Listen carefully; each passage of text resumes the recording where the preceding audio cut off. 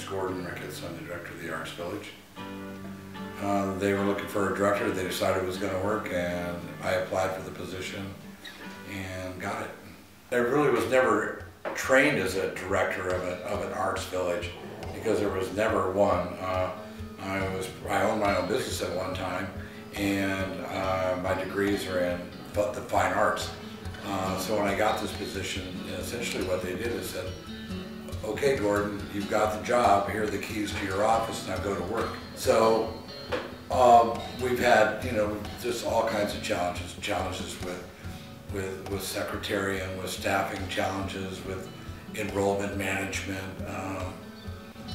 challenges with our courses. And then the trips that I do, the 5 major trips that I do that primarily run out of the Arts Village, all take a lot of time. So it becomes a juggling act where I'm trying to juggle all these things. One of them at a time wouldn't be that difficult, but 5 or 6 items going on simultaneously becomes difficult. This year we went on the 8th Arts Village Chicago trip.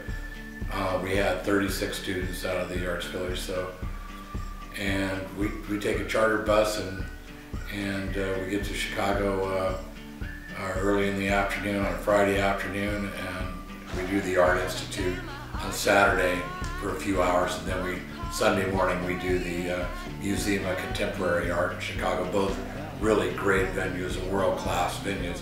But the rest of the time, students are encouraged to go out and ride a taxi cab, to take a subway or an L, to go to restaurants where they can't understand the menu, just to try things and things that they wouldn't normally do. And we have a course called RESC 2000, and it is an experiential course, and it's kind of our umbrella course. It was a way to manage the people that were in the Arts Village. In other words, everybody that was in the Arts Village was in that class, and if they weren't in that class, then they weren't in the Arts Village. But how it's evolved over the years, so you get 1 credit hour for it, so we've always tried to make it worth 1 credit hour. It's been about doing things and about empowering students to do things.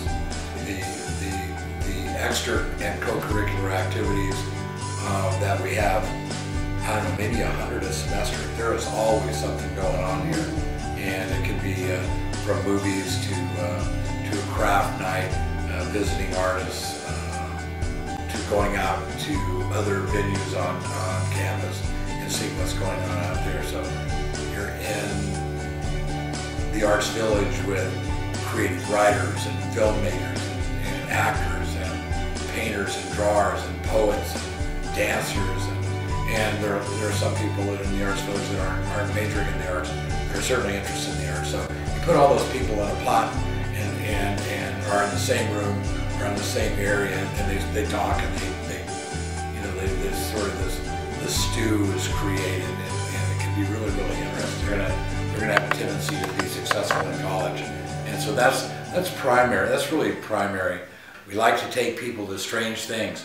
We like to have them go do the opera, to try the opera. Ooh, I don't want to go to the opera. I might catch something. So there's this fear factor with the things that we do.